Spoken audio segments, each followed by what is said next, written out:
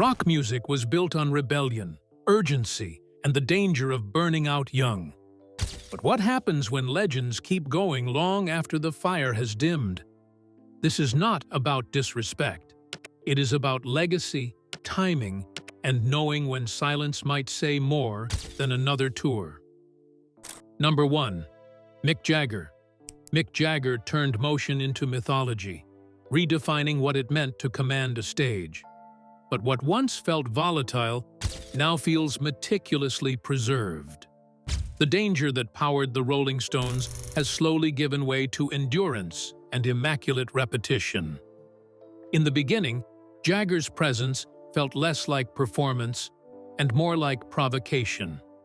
His movements were jagged, restless, deliberately unpolished. He did not invite the audience in, he challenged them to keep up. The Stones thrived on that tension. There was always the sense that something might fracture, that the music could slip out of control. As Jagger once put it, rock and roll is about attitude and feeling, not perfection. Over time, instinct gave way to structure. The performances became finely tuned machines, engineered for consistency across massive stages and global tours. Every moment now lands exactly where it should.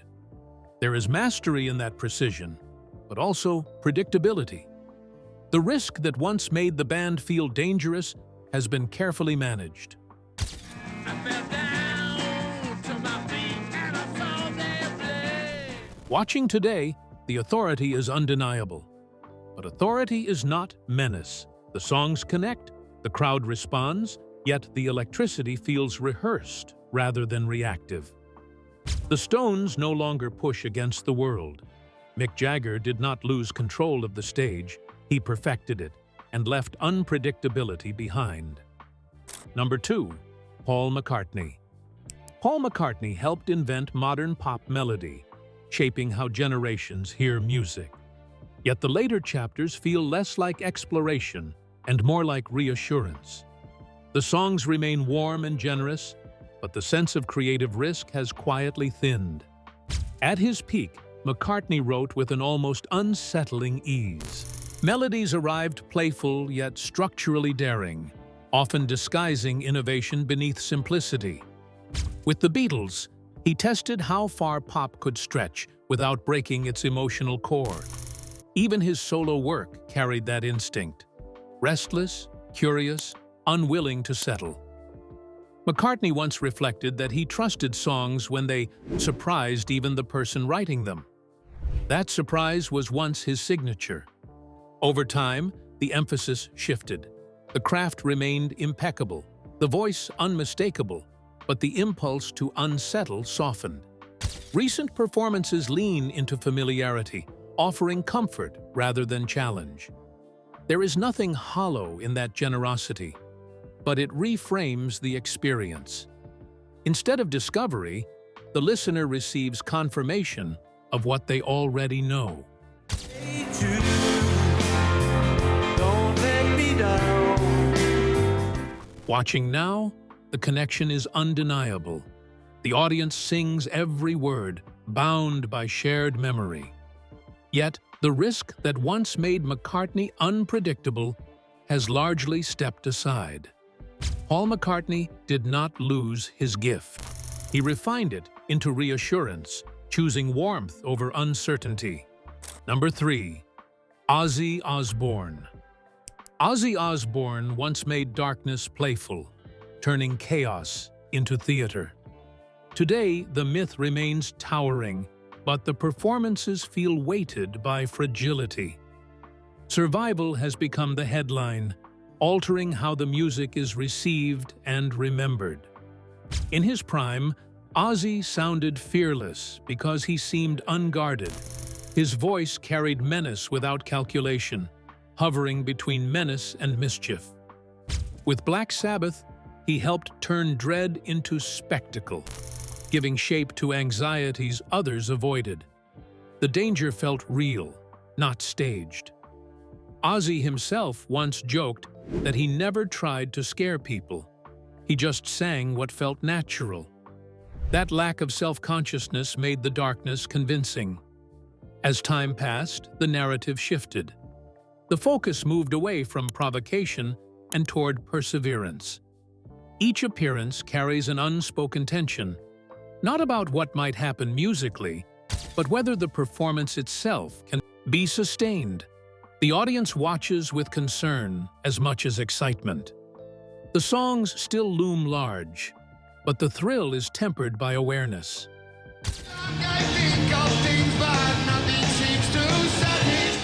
The music now feels framed by context rather than confrontation. What was once defiant chaos becomes testimony to endurance. That changes the emotional exchange. The danger no longer lives in the sound. It lives in the moment itself. Ozzy Osbourne became immortal by embodying darkness. Today, he stands as proof that even legends are altered when survival replaces threat. Number 4. Steven Tyler. Steven Tyler built his legend on excess that felt effortless and dangerous. His voice and movement once carried real threat. Now, the spectacle leans heavily on memory, with strain visible where recklessness once lived comfortably. At Aerosmith's peak, Tyler's presence felt untamed. His vocals screeched, stretched, and swaggered, as if nothing could restrain them. He moved like someone daring the music to fall apart, and somehow holding it together through sheer nerve. That danger was not theatrical, it felt lived in. Tyler once described his approach as singing right on the edge of losing it. That edge defined the band's electricity. As the years passed, that volatility became harder to sustain. The performances remained polished, the charisma intact, but the physical toll became impossible to ignore. Where recklessness once fueled the thrill, effort now shows through the cracks. The voice still reaches, but it strains where it once soared without visible cost.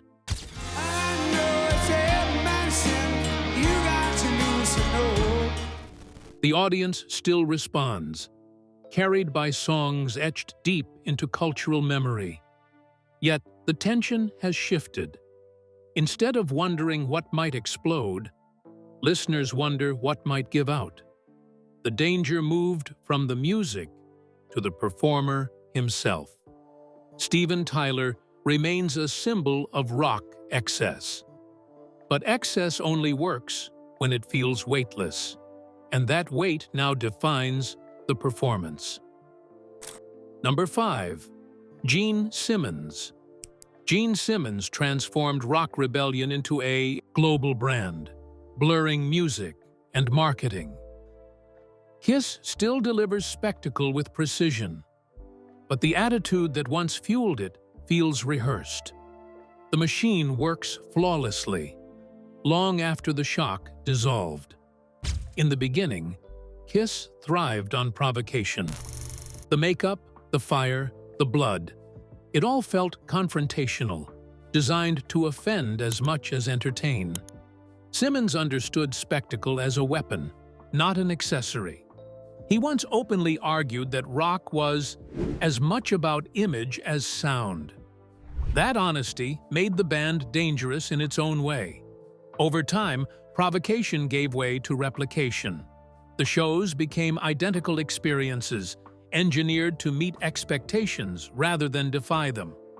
Every explosion lands on cue. Every persona behaves exactly as advertised. What was once rebellion hardened into routine, endlessly reproducible across decades and continents.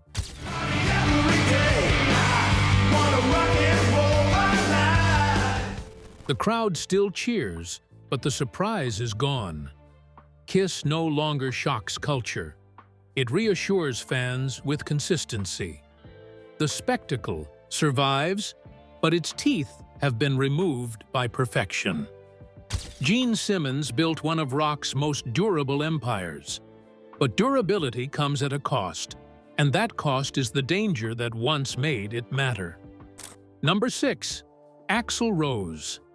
Axl Rose made unpredictability feel electric, turning volatility into power.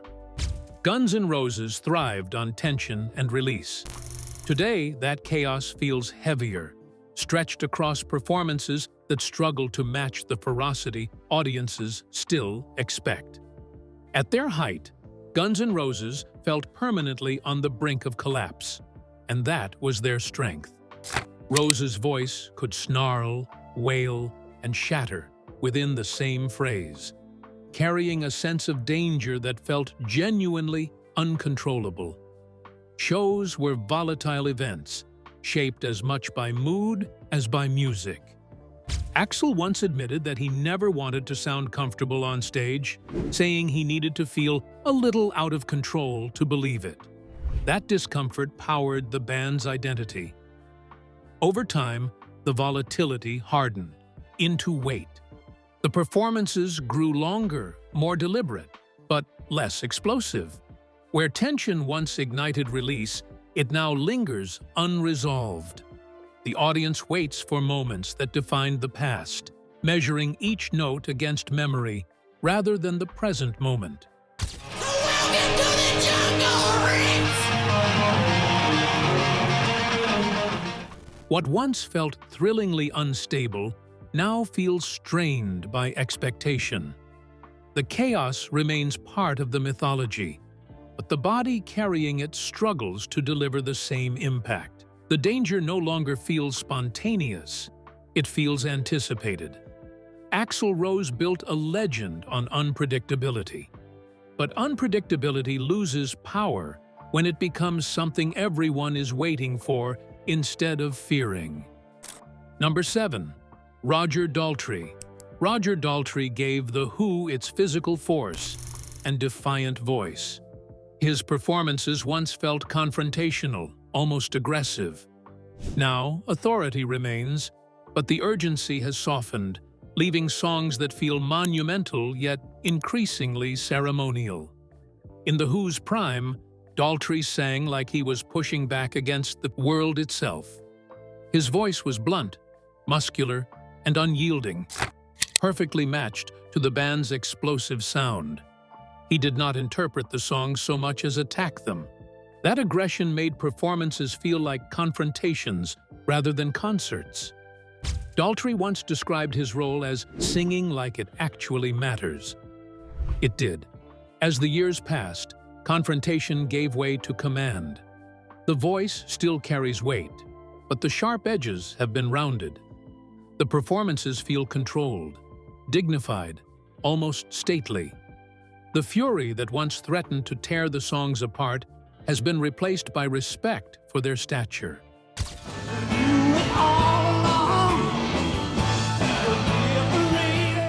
The audience responds with reverence, not shock. The songs stand tall, but they no longer feel dangerous. Instead of rebellion, they offer reflection. Roger Daltrey did not lose his authority. He transformed it, and in that transformation, the music shifted from confrontation to ceremony. Number 8.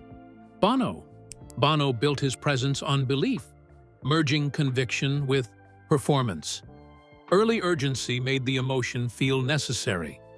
Over time, the gestures grew larger, while the surprise diminished, shifting the balance from immediacy to self-awareness. At U2's height, Bono sang as if the songs were arguments with the present moment.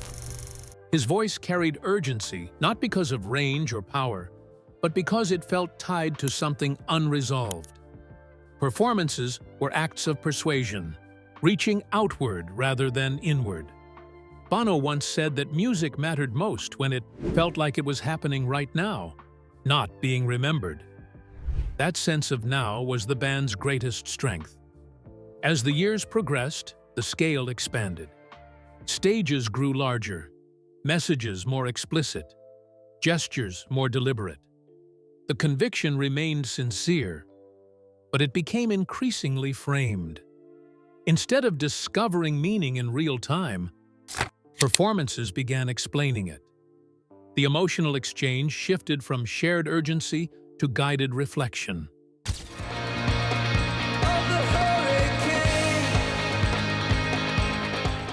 The audience still responds, lifted by songs that once defined eras. Yet the surprise has faded. The emotion feels anticipated rather than uncovered. What once felt raw now feels carefully presented. Bono did not lose his belief. He amplified it. And in amplifying it, he moved the music from immediacy toward self-awareness, where conviction speaks louder than discovery. Number 9. Bob Dylan. Bob Dylan survived by never standing still, constantly reshaping his identity. Reinvention once created friction and excitement. Lately, distance defines the performances, turning mystery into something colder and less inviting for the listener. Dylan's power always came from refusal. He rejected expectations, sabotaged comfort, and treated identity as disposable. Each transformation felt like provocation, daring audiences to follow him into uncertainty. That tension made the music feel alive, unstable in the best way. Dylan once remarked that he followed songs only if they led somewhere unfamiliar. That unfamiliarity was the point, and it kept listeners alert. Over time, reinvention hardened into detachment. The performances grew deliberately opaque, resisting connection as much as interpretation. Songs emerged rearranged, obscured, sometimes barely recognizable. Mystery remained, but it no longer teased. It withdrew.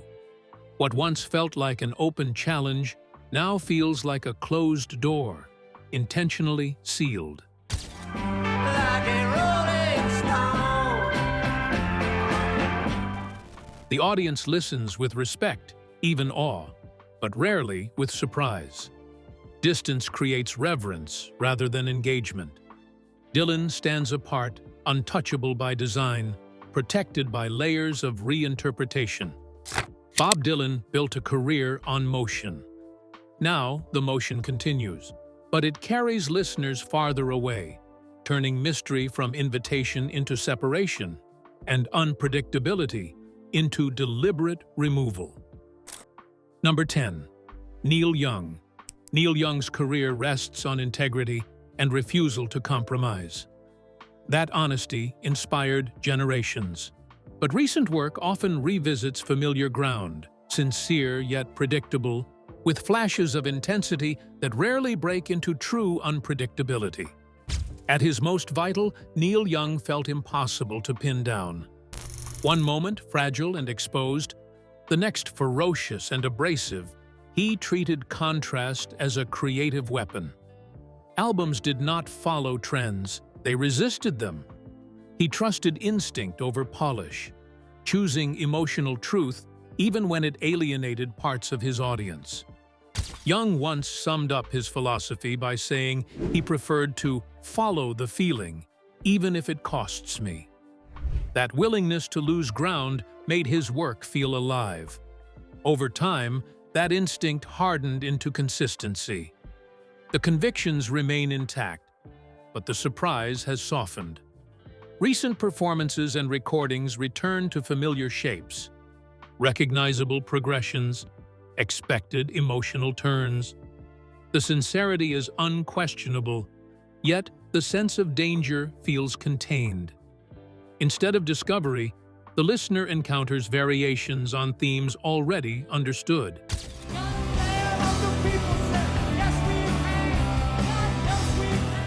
The audience still responds with loyalty, drawn to the values as much as the sound. But unpredictability once defined Young's power. Now, intensity arrives in brief flashes rather than sustained risk. Neil Young never compromised who he was. But when integrity becomes predictable, even honesty can lose the tension that once made it essential. Rock history loves endurance. It celebrates survival, stamina, and the ability to keep going long after the noise fades. But legacy is not measured only by how long someone stays on stage. It is shaped by timing, by risk, and by knowing when impact begins to soften into repetition. Each of these artists changed culture because they once felt dangerous, urgent, alive in ways that could not be rehearsed. Their influence is real, their achievements permanent. But preservation is not the same as vitality. Sometimes, the bravest act is not another tour, another encore, another reminder of what once was. Sometimes, it is restraint. Because music does not just live in sound. It lives in tension, surprise, and absence. And knowing when to step away can protect the very thing that made it matter. Which of these legacies do you think has gone on too long, and which still earns its place?